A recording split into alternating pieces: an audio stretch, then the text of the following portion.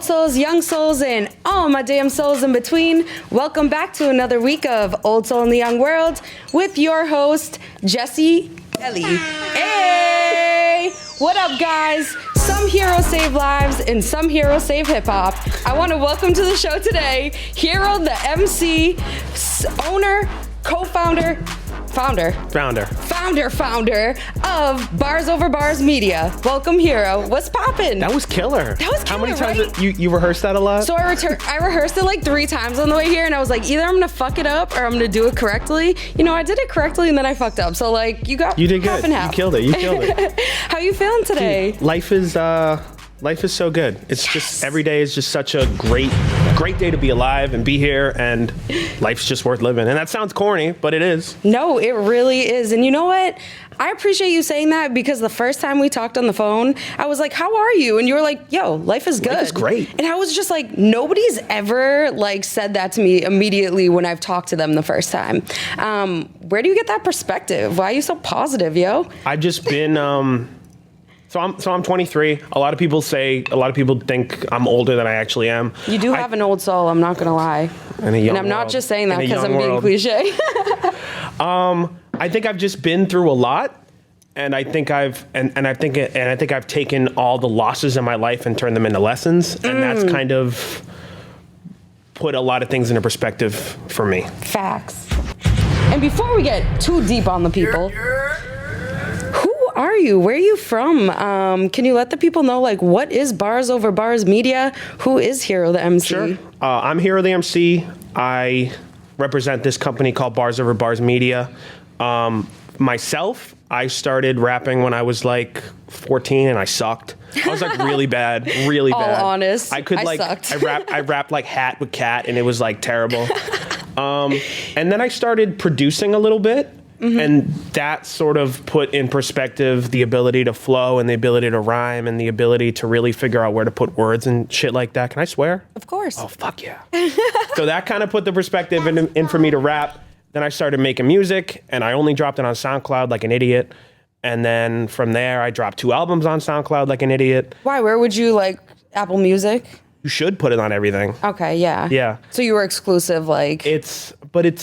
It's being stubborn, and it's being like, why am I not blowing up when I'm not doing anything? Yeah. And from there, and then in 2019, I made the decision to really start taking this seriously, I made an Instagram. Like, I'm the only I made an Instagram. Like, that is huge. Yeah. And it's special that you didn't have an Instagram today's day and age, because that's pretty rare as well. That's pretty everything. Facts. I was just like... The music I make is very 90s hip-hop inspired, and like the 90s, my vibe. Fucking hand out CDs and shit on the street. I was doing that. Yes. And I remember when I had so many CDs made. Would you say you're a hip-hop head? I'm such a hip-hop head. And you know, being a hip-hop head, like for myself, there are certain people that I listened to growing up that really like inspired my writing and poetry, and I've repeated 900 times on the show. Hopefully one day we'll tag them and they'll like, you know, write back. But like Lauryn Hill, Erykah Badu, Jill Scott were like my 3 ladies that like started me writing, started me getting into like lyricism, poetry, and then like hip hop, and like what that could mean of using my words and my language. Did you ever have like certain people that you listened to growing up, or maybe still do? To me, the greatest rapper that has ever lived is Guru from Gangstar. Oh shit! I was not expecting that from you. He is a Roxbury native. I am from Roxbury as well. Nice. He represented Brooklyn a lot more than he did Boston, just because, I mean, in the 90s, if you wanted to be successful, you kind of had to move to New York and be that. But from there, he met DJ Premier, and that's how the Gangstar Foundation is founded. Thanks. And he is just a very wise MC, and I feel like I learned a lot from him. Yeah. And he passed away 12 years ago. Yep. Died of leukemia. R.I.P. Definitely R.I.P. Yeah. But to me, he is the greatest rapper that has ever lived. He's my top one. That's dope. My other one is I love Royce 5'9". Okay. And then Nas and Jay-Z and then Ed O.G. and then I can go on. You're more underground than mainstream, I would say. Yeah. Yeah. And you know, for a lot of people, and I think this is something that Bars Over Bars Media represents, is the culture of underground hip hop. Yeah. And like, for a lot of people listening in who are like, what is underground hip hop? What's the difference between different parts of hip hop? What do you feel like it is? Like, why do you feel like underground hip hop is underrepresented, or what is even underground hip hop? If you could explain it. Yeah, I think there's a lot of different explanations for it.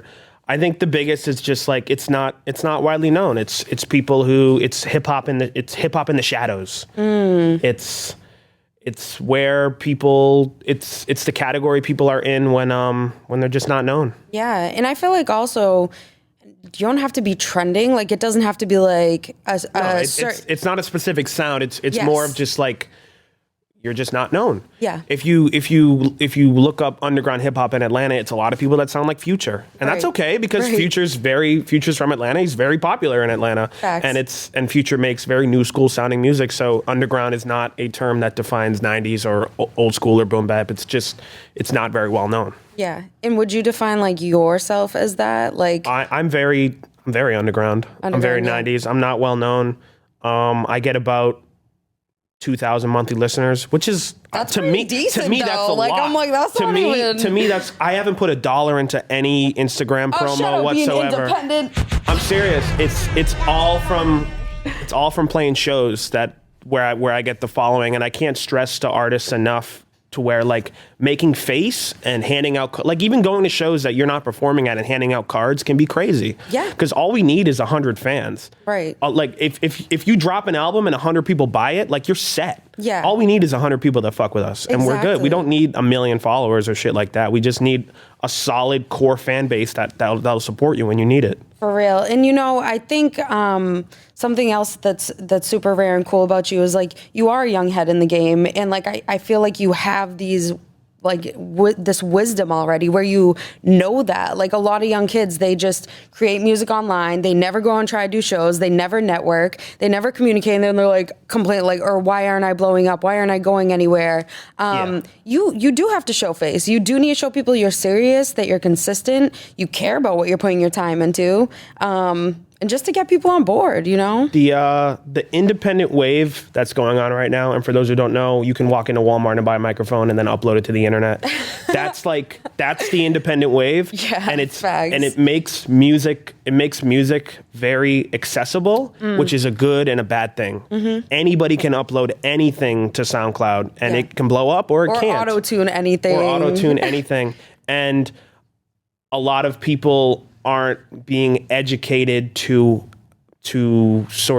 a lot of people aren't being educated in a way where they're taught to succeed. And they kind of have to do trial and error, but more importantly, be wise enough to learn and research and go out and do things and try to make it rather than just being upset with the lack of results. Right.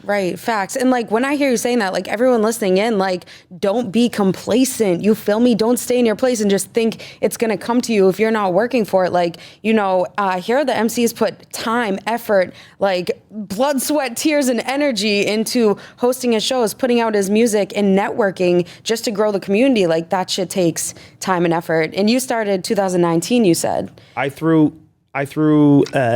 I performed for the first time in 2019. Okay. And from May to the end of the year, I performed at 60 different events. None of them were mine. What? None of them were mine. That's how like committed I was. That's like 10. This dude just said 60 events. I'm so sorry to cut you off. Like 60? That's a lot. That's a lot. I'm not even at 60 episodes, and I've been doing this for a year. So it's like I just want to shout the fuck out to you. It's different, obviously, media, but like, wow. Some people aren't even performing once a month. Yo. And that's just how like committed I was to getting out of there. And I was fucking exhausted every single day of my life, but it was worth it to build the connections and meet the people. And when I started performing at other people's events, I had to pay to perform, which I don't necessarily agree with because I put it on a fucking shirt. Never charge the artist. Yo, I have that in my notes to ask you, Yeah. but I'm so happy you're wearing that shirt. I know. I had to wear something. We'll talk about that. I had to wear something to represent myself. Yes. I paid to perform a lot, which I think there are a lot of pros and cons to it. It's not something that is like, oh, ban that shit forever. I think if it's done right, it can make sense. Yeah. I think if you pay to perform and the promoter's like, here's a $200 slot. and you get 40 tickets, and if you sell them all for the set price, you'll make $400. Right. So you'll double your money. Yes. But I think promoters will sell these slots to artists who don't have a fan base just because they want the money. Because it doesn't matter if people actually show up for them, because they're paying to be there and they're getting the money whether they're selling 40 Whether you have a crowd the of 5 promoter or is not. selling 40 tickets Yeah. whether that person brings 40 tickets or not. Right. And if you're an artist and you don't have a fan base, maybe you get your family to come, but you're not going to charge your family to come. So you're losing $200 to perform. Exactly. And I paid a lot of money to perform. Sometimes I've broken even, sometimes I haven't. Never have I ever performed and I've gotten a photo package or a video package or a live stream or anything like that. So I just kind of wanted to create this experience for the artists where it's 100% free. Yep. You show up, you have a good time, I take like 1,000 photos a night. I run you saw the live stream I sent course. you. We It's run a dope. high quality live stream to Facebook, Twitch, and YouTube all at once. And it's all high quality. So whatever's going through the soundboard, that's what the live stream hears. It's like you're recording a track. It's like you're recording the podcast. It's funny because when I listen, sorry to cut you off. Yeah. When I listen to the freestyle, so when they do their shows, they live stream all the shows, and you can listen to it live or it's recorded, And then so you it's can on the go internet back forever. Yeah. right? But so when I listened to it, I was like, wow, this audio quality is so high. I thought you had taken the audio from the show, taken the video, and matched it up and like reload. But I'm like, wait, but he said live stream. I'm using so the I was gonna ask soundboard. you, I'm using the soundboard as the microphone. damn. So whatever's going through the soundboard, Okay. Like a lot of people think of an audio interface as a way to just record a microphone. Yeah. But I'm running the wires from the soundboard to the audio interface. So whatever's Smart. so like the beat, the microphone, whatever effects, whatever's coming out of the speakers of the event. That's what the live stream hears. So it's super good quality. And it is always Wi-Fi dependent. Like sometimes the Wi-Fi is course, not yeah. good, so it's whatever. Yeah. But most of the time the live stream turns out pretty good. Yeah. You know, technology isn't perfect, just like Technology us, sucks. but we Yeah. keep trying. And what like, so Bars Over Bars Media, I know I want to get into your music and talk about that, but where did the idea or inspiration or like the initial seed of like, okay, let's make this an event where like MCs can come from anywhere. You don't have to be professional. You don't have to be signed. You don't have to put money. Yeah. We're going to put on a show and keep it going and do it at different spots, event places, and even having a toy drive in December where you guys raised donations. Yeah, we That's got amazing. like 50 toys. That's it was like- dope. It was awesome. And for only being started for like the last couple of years, that Yeah. is huge. That's a huge come up. Yeah. We've thrown tonight. We're having it's not going to be relevant. We're probably going to do 10 more shows before this episode comes out in a couple weeks, which is crazy. Yeah. Tonight, as of March 13th, Yep. we've done 166 events in the last 2 years. 166? Yes. 166? Yeah, in the last 2 You years. guys are amazing. Like killing it. Sometimes we do multiple events a day.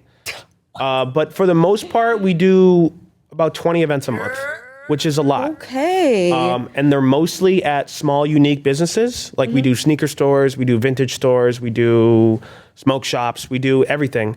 And the reasoning behind that is because when COVID first started, all the venues were closed. Right. So we had to keep hip hop going. So we had to find these places that could have us because venues can't, because they have to be shut down. Right. But there's also a very big pro to that where a lot of people who own music venues are like 60. And they don't really give a fuck about hip hop. And that's not their fault. I mean, I don't really give a fuck about country.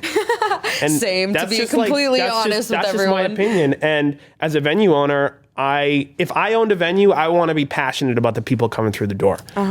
And a lot of people that own music venues don't book hip hop or don't give hip hop a priority. So I'm able to book a sneaker store in Haverhill whenever I want, for whatever time I want, and I get the freedom to do it.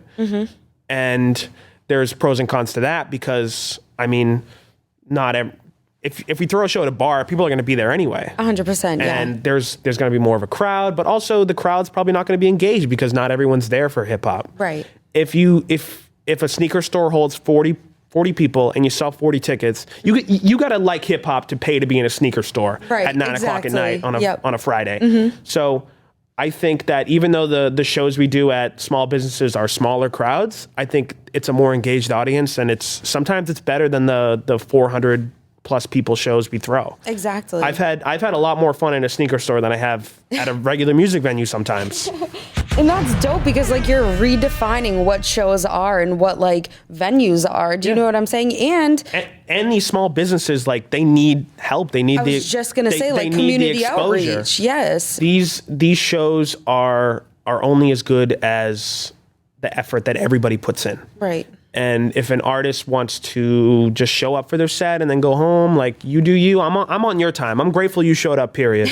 But For real. I don't think that you're properly utilizing everything I give you, because for an artist to show up and not network and just leave, like, not only do the fans recognize that, the artists recognize that, I recognize that, but you're kind of just shooting yourself in the foot because you're not doing what you should do to properly expand. Yeah, it's like you can bring a horse to water, but you can't make them drink. You know what I'm saying? It's like you have to want to market yourself and bring yourself into that community. I think a lot of people, because of COVID and because of a lot of things going on, they got a little bit introverted. Yeah. And it's like, okay, it's time for us to break out and really do that. And if you're about it and you have the passion, it's like, your dream is to be an MC. You did 60 shows in whatever you said, like a span of a year or 6 months. Like, that's just the dedication, and it proves itself. So if you're giving the platform, all you can do is invite as many artists as you can and hope that they use it as a tool. Just hope they use it. You know? Yeah. I mean, I take like 500 to 1,000 photos a night of an event. Okay, and it's all yourself? just like click, click. Like, I'm just like a I'm like, you do everything. It's digital. Like, click, like. Whip out your iPhones. Oh, I fucked up. I hit that. Oh, That's you're my all bad. good. Don't worry. Sorry, Slam. Shout out Slam. Shout out Slam. Straight Vision TV. I take a lot of photos and I love it. And I'm just like the candid guy. Like, I'm just like click. I don't even like look at what I'm shooting at because it's digital. Like, if I don't like it, I can delete it. Facts. But I also I get home, I upload them onto Google Drive. It takes like 2 seconds. And because it's not really up, I don't edit anything because honestly, half the time, some of the artists don't even open the folder. That's wild. And that's okay. That's okay. That's okay, but it's wild to me because it's free promo. You know what I'm saying? With the amount of work I do, I don't want to have to put in any more effort than I have to. Yeah. Because then it's or stress. You know what I'm saying? It is what it is. Yeah. If I sat there and like meticulously edited every photo, right, and someone didn't post it, I'd be upset. Yeah. But now, like, all I did was take it and upload it, and if you don't use it, that's on you. That's Facts. okay. I'm okay with that. Right. And can you actually shout out some of the venues that you guys have been using in the last couple months? Sure. Small businesses that we book consistently. We do MJ Smoke Shop in Woburn. We do a cypher and a regular showcase there. We do Crispy Clean Kicks in Haverhill. We do we do the Fawcett Thrift in Attleboro. Hey. We do United States Unitary in Milford, New Hampshire. We do did I say the Fel Fanatic in Salem? We do I that. don't think so. Just trying to think of more. We do some breweries too. Yes. We do Spigot River in Lawrence. Cool. We do Urban Farm Fermentory in Portland. That's where we do a weekly show up there in Portland, Maine. Yeah. We do. And you have one coming up, actually, you mentioned in Lynn. Yeah. In May? Yes. Is that what you said? In May, we're doing a show at Bentwater Brewing. It's going to be the first hip hop show that they've done there in a while. It's dope. It's going to be super good. It's going to be super good. Super cool. Super cool, It'll be man. on May 15th. The lineup is in my brain. Yes. It's not Gotcha. super official. This is probably the first place I'm like publicly talking about it. But it should be a super dope time. Wait, so they heard it here first? They heard it here first, yeah. Oh, you heard it here first. But I'll probably have the flyer before this episode Yeah, you drops. know. But in the past, you heard it here first. Fags. We aren't doing the Saugus Mall anymore. Okay. But we were doing a bi-weekly show at Hall of Family Vintage in the Saugus Mall. Word. The mall itself just is kind of cracking down on live music. Okay. So it's whatever. But I mean, how many people can say they threw a show at a mall? Exactly. We did 8 of them in 4 months. That's wild. So, yeah. And you know, when I hear you talk about shows like a lot in New Hampshire, Maine, Boston area, like different, you know, a lot of a range. Yeah. It's very important to not be stuck in a box. Mm-hmm. Like, it's why I didn't name myself like Boston over Boston or whatever, because I don't want to like be put in a box. Most of the hip hop scene in New England is from Providence. It's a straight line from Providence to Portland. Yeah. So there's some Vermont, there's some Connecticut, there's even a little bit in Springfield, but for the most part, like most of the ground is covered from Providence to Portland east. Okay. So everything from Providence to Portland, and then you go out east. Yeah. That's pretty much the hip hop scene in New England. See, it's funny because like in my mind growing up, I didn't think of like Providence or Portland as hip hop. Like to me, it was just Boston. It was like Lynn. It was Salem. Well, obviously because I'm from the area around there.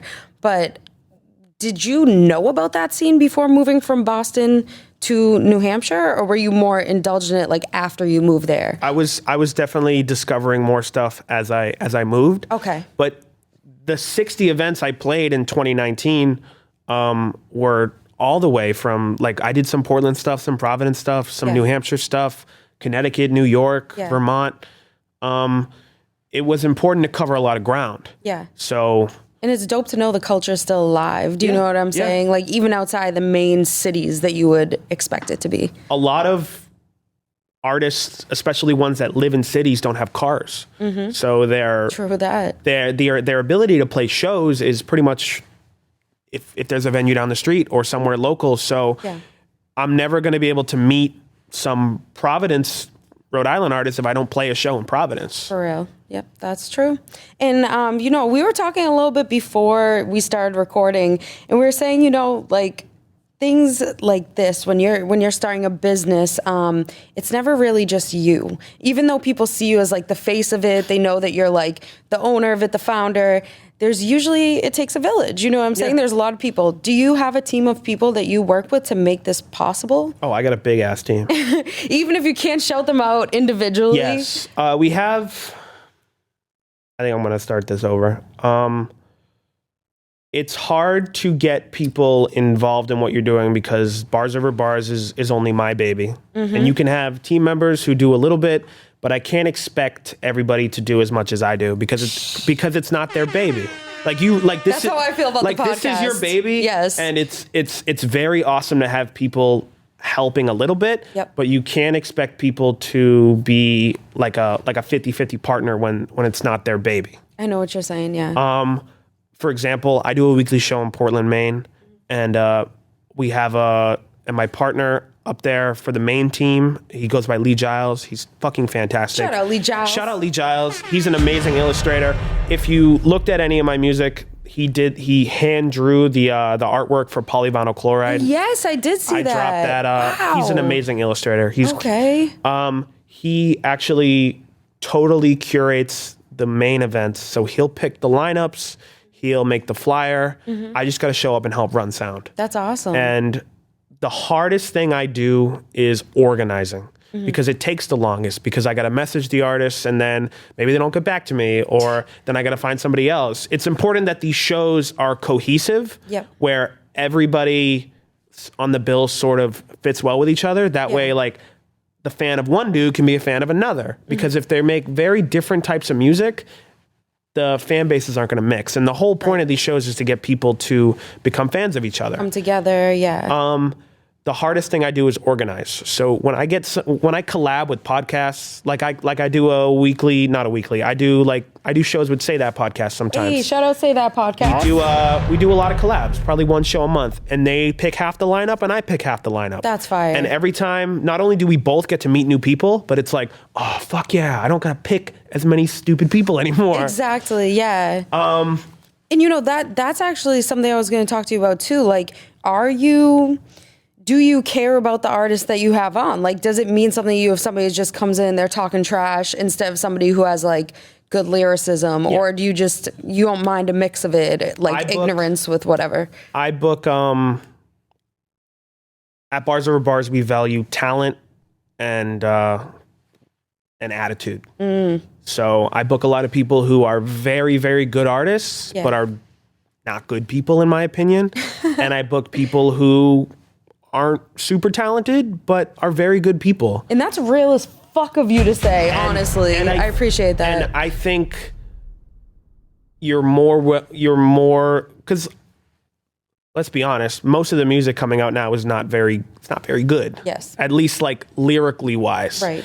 And it's easy music. It's let's easy say music it like that. and I think these people are able to become famous and become stars because they have an image and because they're just cool. They're confident. Exactly. They're nice people. And even though their music isn't super great, I think people are more likely to become fans of you just because you're a good person. Right.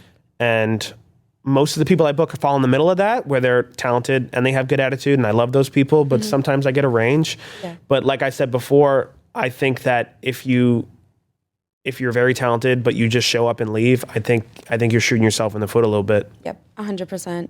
And with stuff like this, like I just relate to you so much because, like we said, like starting a podcast, booking guests, waiting for people to get back to me. Oh, dude, it sucks. Making sure it's organized, consistent, all of that. And moving studios and trying to figure out sets and like everything, just audio production, video production, which you're also involved in as well separately. How important is it to you? Because I know it is to me for like pre-production planning, like future planning before the shows, knowing what's going to happen. I know like you obviously have your artist set up, but like with the audio and all of that as well. It's important to plan. And being organized, especially when you do as much as I do, really helps. If I threw like one show a month, it wouldn't matter. But when you're talking like 4 to 5 shows a week, you need to be organized. And you need to plan. You also need to be willing to learn. Every single show I throw, there is something that goes wrong. Whether an artist doesn't show up, whether a cable breaks, or whether something happens. And I just need to be prepared for that to happen. And if I'm not, I need to plan better so it can be prevented. It teaches you to like learn to be flexible. Like you think, oh, everything's going to work out just because I pre-planned or had everything like scheduled, or that's not how it goes. And that's the shit that nobody sees, the behind the scenes stuff that does go wrong. And you're like, okay, but I'm still going to crank out this content. This show is still going to go on, like not metaphorically, literally the show is going to go on. And I know that going forward, you do want to continue having the shows. Oh, yeah. Is there anything else that you want to or are planning to do with Bars Over Bars Media in the future, whether it be this year, 10 years, 15 years, whatever? We're starting a podcast next month, which is gonna be pretty cool. That's crazy. Once a week, we take music submissions. Okay. We have a form page in our bio link. People send us music, and we're at volume 66 this week. So we've done it 66 weeks in a row. So they send in submissions of music, People and you send put us music, together and we play a it, CD, and we play it on, and we do live stream radio for it. Wow. So I went about it, and it's all built around giving artists honest critiques. Because a lot of times you'll send your friend a song, and he'll just send back a fire emoji, and that like doesn't for real, and that doesn't help you. So it's like that doesn't translate what you think about my song. Normally people send in around 8 to 12 songs a week. Okay. And then it's crazy because I don't have to go looking for songs. They're just there. Yeah. We built a community that will just continuously send us music to listen to. And it gets played to an audience of about, we usually get 100 or 200 views a night, which, I don't know, I like that. Yeah, that's wild. And we do that once a week. We've done that since November of 2020. And what's the radio, or like where could people listen to that? We go live on Facebook, Twitch, and YouTube, right on Bars Over Bars Media. So the same platforms we use to live stream the shows, we do the live stream radio for too. Where do you feel like you get your most like audience from of those three, like Facebook, Twitch, or what was the last one? YouTube. I think, or like the most activity, or like it's definitely Twitch. Okay. I think Twitch has built a sort of. See, I'm not a Twitcher. I don't really understand it, so I was curious about. I think Twitch is just more designed for audience engagement than YouTube is, because you can as a Twitch user, you can host another person's stream, meaning that you can share it in a way you can on Facebook. So like if I'm following you on Twitch and you go live, I can then host your stream, so anyone following me will be notified that you're streaming. Oh, wow. Which is cool. And you can't do that on YouTube. No, it's different. The best and worst part about Facebook is that it is very easy to share someone's post because it just becomes yours. It takes a second. Yeah, facts. But most of the time, after the streams get uploaded, they're completely mute. Because not just because of copyright, but Facebook is just like, fuck you and your music forever. Yeah, right. Because they just don't want music on there. Yeah, that's true. But when it's live, when it's happening, you hear sounds, but afterwards it's not. Yeah. But I there's a lot of pros and cons to all these platforms. I was gonna say, do you get copyright infringements on any of those platforms? Like, because I've heard some people use like beats, like copyrighted beats on the like live streams. When we do hip hop shows, it's hard not to use copyrighted beats. It's hard not you know to. What I'm saying? I try not to encourage remixes, but some people do them anyway. But some people also perform beats they haven't paid for yet. And stuff like that. Yeah. Because they just want to like test the waters on a song, which I get. Yeah. But then I run into issues where like producers are like, why'd you let this dude perform? And I was like, I don't know. It's like, I didn't know. I didn't do this. There's pros and cons to all these platforms. Yeah. But I think they're the three big ones. And we got to keep doing them. Yeah, definitely. And, you know, going forward with yourself in your own music, because aside from starting Bars for Bars Media, you have been into your own, you know, hip hop and writing and putting out music for a couple years now. And you are dropping a new project, which by the time this comes out, I think it will have dropped. Oh, it's already dropped. Well, no, it would already have been dropped. It will have, yeah. Can you tell us a little bit about what that is and what to expect from that? Next Monday, which would be the 21st, which is going to be after this. Yeah. I'm dropping a 4-track EP called Lessons on Lambert, and it's part 1 of 4. Each one is going to be sort of like a play on a street in Roxbury. The next one will be Hate on Highland, which I guess is the first time I'm saying that. Fucking exclusive. Hey, exclusive. You heard it here first. Dropping a lot of gems today. I'm not gonna lie. And I'm very wise. In my music, I am very inspired by death. Okay. Which is probably weird for you to hear. I made a project in 2020 called The Eighth Letter. And that project was meant to ask a lot of questions that don't have an answer.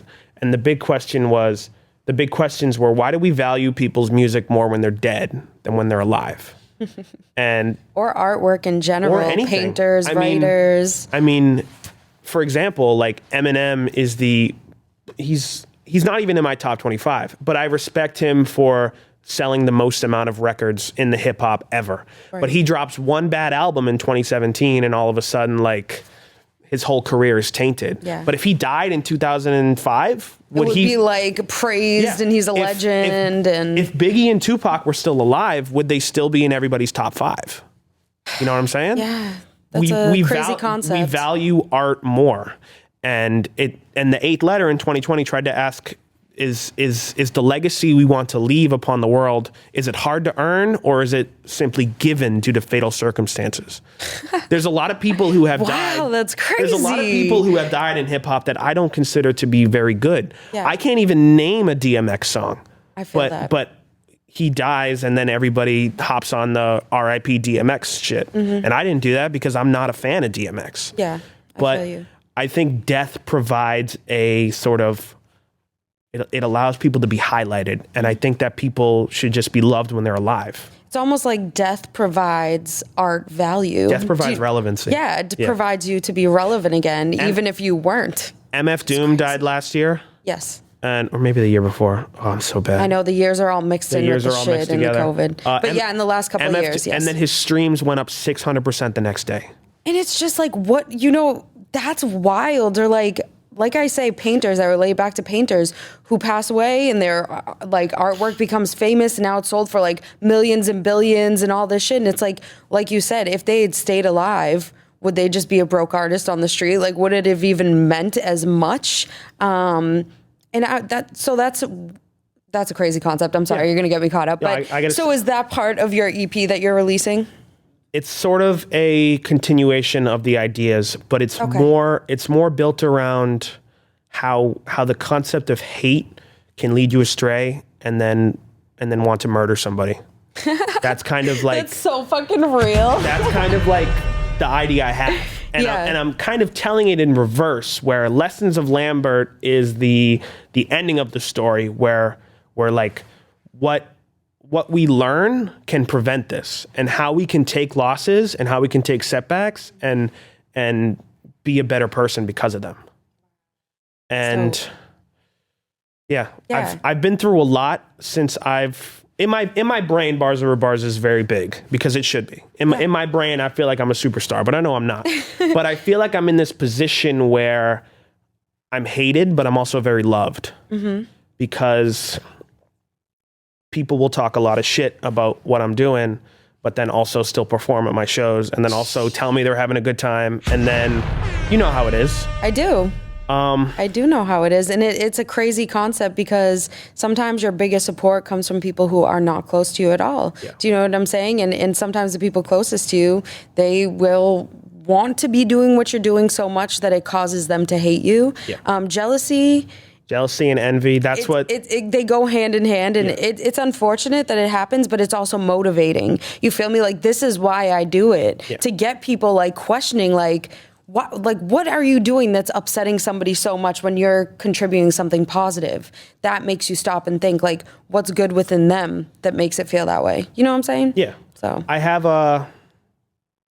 not as much anymore, but I do have people who try to start stuff with me, and it's very important that I don't highlight those people. Yeah. I just keep my mouth shut. I grit my teeth, because as soon as I fight back, as soon as I put them on blast or putting me on blast, all I'm doing is highlighting the hate, and hate provides relevancy, and people don't deserve that. Yes. So, like, when people say, like, actions speak louder than words, I feel like silence speaks the loudest. You feel me? It's like, I'm not even going to give you the satisfaction of knowing I'm upset about it or knowing that I care, because that just leads you on to thinking that you're affecting me more than you are. You know what I'm saying? Like, when you have a purpose, there's a lot of people in this world don't have a purpose. So they reflect or they focus on other people's lives or things that other people are doing, and they hate on it. But it's like, you know, if once you find that purpose and you can redirect your energy, you know, to something good, to something that makes you feel good, you no longer have that hate for the people around you who are doing good. You know what I'm saying? Yeah. Like, it's an internal struggle and battle. So I appreciate you even, like, putting that on the table. If somebody is doing better than I am at something, it's just an opportunity for me to learn. Facts. Literally. Yo, That's it. That's all it is. You have so much knowledge. Because jealousy and envy, that will ruin you. These 4-part projects I'm dropping are all about the lessons you can learn from loss, and also what would happen if you didn't learn them. Wow. So, like, yeah. And are those streets you lived on? I know that's a random question, but, like, it sounds like Lambert Street and what was the other one? They're all streets in Roxbury. They are streets in Personally, Roxbury. I lived on Kensington most of my life. Okay, got you. But I don't know. I had the idea to do lessons on Lambert, hate on Highland. Yeah. No, I like that concept, though. Yeah. It's very catchy. Like, and I picture some cool artwork to go along with it. I don't know. Yeah. Can we expect any music videos, or is that not something that you're into currently? I think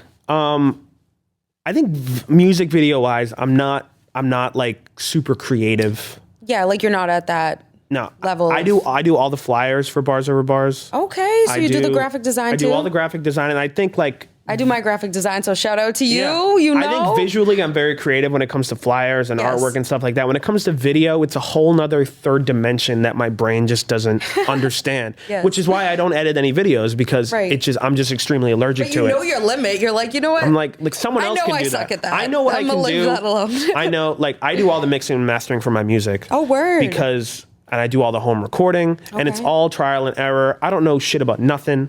Like, I'm so ADHD where, like, if someone shows me, like, if I have to watch a tutorial, I'm never going to get it. I just have to do it. You're like, either it clicks or it fucking doesn't click. I just have to like, do that's it. Music for me is such a personal thing where, like, I have to make it all, because I can't go to a studio and record, because not only do I get very anxious in front of other people recording music, but it's such a personal journey for me that when I listen back to what I've created myself, it's more impactful. Facts. And like, when I hear you talk about your music and talk about bars over bars and everything, it seems like, and I don't want to put words in your mouth, but is it like a therapy to you or some type of release? Like it seems like you use it as an outlet for this loss and this love or the struggle that you went through along the way of finding yourself as a hip hop artist or MC. If I didn't start making music, I'd be dead. That's the truth. And that's boo, boo, boo, boo. Yo, 100. I represent and I'm all 100% about mental health on the show and just like you saying that, thank you, because if I didn't start this podcast, I would be dead. You feel me? Like, and people feel uncomfortable hearing that because it's so real and it scares people. And it's like, it's not scary, it's beautiful because it's the truth. And sometimes we need to use art as medicine. And it's not like, we can be prescribed a lot of medicine or given a lot of therapy or whatever, get a bunch of these medical bills that like we're not even getting the real help we need. Or you can find an outlet that's free that you can put your time, your effort, your energy in, and it really does heal you and help you in the long run. So just shout you out for fucking following that and talking about it. Yeah. I went through something a long time ago in high school. I think most of it was just being like an undiagnosed hormonal teenager. Yeah. But finding music and then building upon that and finding the release in that truly saved my life. Yeah. I completely 100% relate. And, I've been wanting to ask you this whole time. And I was like, let me save it for the end because I'm just so fucking curious. Hero the MC. Hero the MC is such a strong name. Where the hell did you come up with that? How did you get labeled as Hero the MC? Or why? Why do you call yourself that? Yeah. I used to go by Hero for a while. I dropped my first two projects, Roxbury and then Mission Hill. Under the Hero name, and then I dropped a smaller project under Hero the name with a producer named 16-Bit Spit, super cool dude. And then in 2020, a few months after COVID started, I was just looking at like a total rebrand, because when you type in Hero on Google, like I'm not even in the 800 pages of results because it's just such like a broad term. Right. So I think Hero the MC really sort of it labeled it well because I host events. Yep. I'm a host, but I'm also like an MC in the regards of the master of ceremonies. Like exactly. I'm just a dope ass rapper. Yes. And not only is it just a nail on the head, but you type in Hero the MC and you find it immediately. Facts. If you're playing a show and somebody's even remotely interested in you and you're not in like the top 3 results, you're gonna get forgotten about. Yeah. So it's important that you as an artist brand yourself properly. Yeah, have that originality, you know what I'm saying? And I don't know if you ever got pushback, but like for me, like Old Soul Young World, it's kind of an out there name. And if you Google it, it is one of the only ones that comes up because it's unique. Who the fuck's gonna name a podcast Old Soul Young World? It was too long, you feel me? Quote unquote. It's like when I started this, a lot of the opinions and comments I got was to change it, shorten it, make it something a little like less wordy. So when you're making an email or an Instagram or whatever, it's not this long ass thing. And I was like, but that's me. That's what it fits. That's what I fit into. So it's like even with yours, because it's like 3 words. You know what I'm saying? It's not just a little baby or like a lil so it's dope when you find your originality and you stick with it, no matter what anyone says. People like Drake get lucky because they're just like the first person named Drake who blew up. There's probably like 100 people named Drake on Spotify or whatever. I'm serious, there's like 4 Logics. It's crazy. No, you're right. And I do want to, sorry, can you let people know where they can find your music, like the new album? So you can find me on any platform, Hero the MC, HeroTheEemcee. The new album drops on, the 4-track EP drops on March 21st, next Monday from the day of filming. It's featuring Sean Mikes, CXP, Jeff Porter, and David Ryan. It's all produced by my man Happy Walters. Ooh. He's from Detroit. I just found him on YouTube, but I was like, I need this now. I need all of it right now. So I bought it. I need it now. Give it to me. Also, I'll do anything. Artists, please get the exclusives of your beats because you should. Because yeah, it's just right. you should. Yeah. You should. Yeah. Yeah, that's dope. And don't know if you have prepared for this. Some people do, some people don't. I always ask the same question on the show to my guests, and I just wonder what your opinion is on what it means to be an old soul in a young world. That's a good one. It's a good one, right? Came out of nowhere, like. I think old soul in a young world. Whatever you want to say about it, like you don't even have to define it. Okay. Whatever thought that pops in your head. Okay. Whether you think you're one or not, doesn't matter. I am an old soul in a young world. Oh, he is though. But he is though. It's just being wise and probably just being willing to learn. Yes. That's kind of what I've been saying the whole time. Yeah. And I think it reflects on it perfectly. Yep, 100%. And it reflects on your character, not only, as an MC, as an artist, as a writer, as an event organizer, but I feel like you really put that wisdom into play. Like you said, you can give someone the tools, you can give someone the knowledge, but do they utilize it? Do they take the time and use it? I got a couple of years on you and you're utilizing your tools so much to the point where it's like in a couple of years, who knows where the hell you're going to be. Yeah. And that's what it is, like staying motivated and hungry for whatever that dream is, even if it's intangible, I don't know if you know this or not, but we have a team working in Portland, Oregon. They go by Bars Over Bars PDX. I did not know which is crazy. Oregon. Middle of nowhere. Well, no. Portland, Oregon's a pretty well-known place. It is. Jessica Day's from there, from New Girl. Crazy. Yeah. So what are they doing out there? They're throwing Oregon? a weekly event. What? They're killing it out there. I went over there in August about 7 months ago. Someone I know over there named D. Dwilly, he used to live in New Hampshire.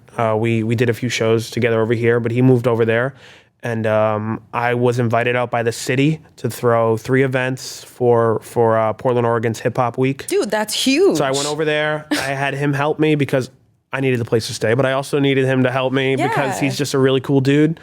And now he's over there. He's running shit by himself. Wow. And it's all under the Bars Over Bars name. And I mean, for people to be like, what's next? Are you getting out of Boston? Are you getting out of New England? Like, it's already there. Yeah. And I think the goal with Bars Over Bars, and it's going to take 10, 20 years if the planet's even around that long. Facts. But which terrifies me, That's actually. A whole nother conversation. Which is a whole other podcast episode. Yeah, right. I think, old soul, no world. Old soul, no world. LOL. I think the goal over the next 10, 20, 30 years is just to set up branches everywhere. So if you're an artist and you want to go on tour, you can tour solely with Bars Over Bars. So like, I want to set up a New York branch and then a DMV branch and then a Carolina branch and then a Georgia branch and then a Florida branch. Yes. And my guy in Oregon's already doing a Seattle event in May. So, and then they're doing North California stuff. I didn't realize how big the friggin' world is. But like real. Seattle and Portland, Oregon are 3 hours apart from each other. Yep. And I think we're spoiled here in New England because a lot of these places are just very close to each other. States are so close, right? States like I could go New Hampshire. Like you drove from New Hampshire to come to Boston and come do this, It's a 13-hour drive to get from Portland, Oregon to Los Angeles. Wow. That's crazy. That's crazy. It's crazy. And a lot of here when we go for like an hour-long drives, like there's cities everywhere. Right. Because like you got Lawrence, you got Lowell, you got Cambridge, you got Boston. The more west you go, the more shit is farther away from each other. Yeah. Like in North Carolina, there's Durham and there's Charlotte. And those are those are pretty much the 2 biggest places in North Carolina. But they're 2.5 hours apart from each other. It's crazy. If you don't get out of yourselves, out of where you live, you don't realize, our shit is really close together. And we're lucky in a way, but also kind of puts you in a closed-in mindset where you don't think you can expand as far as you can. It's like you can. It's possible. It's possible to travel and go outside of your comfort zone and make things happen. Look at you. You got it in Portland, Oregon. You said California, Boston, New Hampshire, Maine. We're everywhere. all over the map. The goal is to just set up this free hip hop infrastructure to where artists who have never performed before can perform for free and be sort of taught how to do things right. Yes, that's amazing. It's inspiring. It makes me excited, and it makes me hopeful for the future that there are still people carrying on the culture of hip hop and the culture of being an old soul and being organized and being motivated in a young fucking world. And you know, is there anything before we sign off that you want to say to anyone who's, you know, interested in getting involved with you or interested in maybe following a similar path that you're following of being involved in the hip hop media game or community? Sure. If you're an artist and you want to perform, whether you have 1 million followers or 0, just hit me up. Hey. Bars Over Bars Media, we'll find space for you. We try to encourage people who have never been to a Bars Over Bars show to come out to one before we book you. Yep. Because if you can come out to a show that's not about you, then I think that you have a chance in this platform because it's all community based. Facts. Because we try to get more people who just want to be involved in hip hop rather than just be involved with their career. Be involved with everyone's career because it is a community thing. Yep. But yeah, if you want to perform, Bars Over Bars Media. If you got tracks you want to submit, Bars Over Bars Media. If you need anything, yesterday we just announced that we are now open for inquiries, whether it's mixing and mastering or artwork or pretty much anything under the sun. We're doing it. We're killing it. We're a full media company. Hey. We're doing everything. We're starting a podcast next month. Called New Soul, Old World. We're going to kill it. It's going to be great. Hey, we got some copyright issues going on here. On that note, guys, it was so amazing to have you here, the Emcee. Thank you so much for taking the time to bring Bars Over Bars Media to Old Soul Young World. You know, there might be some things in the future, some events that we might collab on. Who knows? You guys stay tuned for that one. But guys, make sure over the next couple weeks, as you're thinking about what Hero's doing in his life, apply it to yours. What can you do better? What can you do to make that passion that you have in your mind that's intangible something that's physical? How can you make it grow? Think about that and make sure that you tune in here with me again next week on Old Soul in the Young World with your host, Jesse Ellie.